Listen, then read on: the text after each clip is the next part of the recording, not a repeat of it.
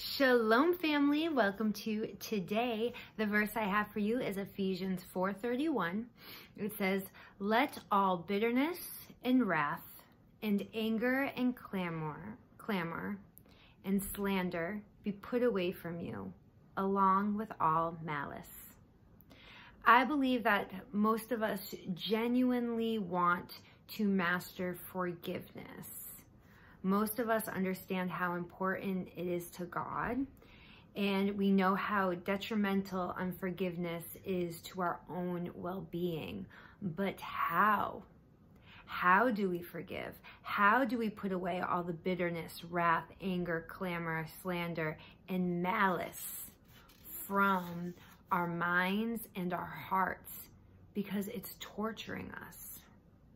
Well, first thing we need to understand is we can't do it in our own strength. The capacity to forgive is a superpower that comes directly from the Lord. In fact, the word for put away in this verse is the Greek word airo, which means to raise, take up, lift. I interpret that to mean raise, take up, lift all the bitterness, wrath, anger, clamor, slander, and malice to God. Pray about those feelings. Pray about your situation and pray for your offender. And I want to encourage you that as much as we'd like to forgive quickly as the offense happened, and that is the ultimate goal, the deeper the offense and the closer the offender is to you, the longer it may take your mind and your heart to move on. For example, it's much easier to forgive the person who cut you off in traffic than it is to forgive your spouse of infidelity.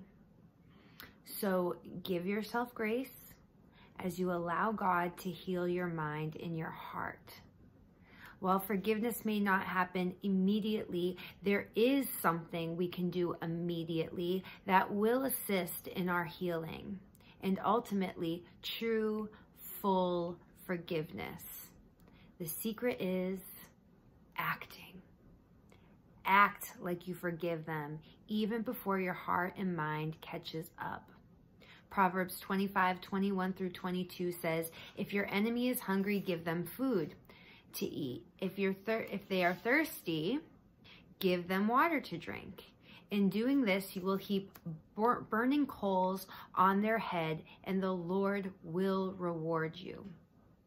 No matter how we feel, we can't let feelings dictate our actions.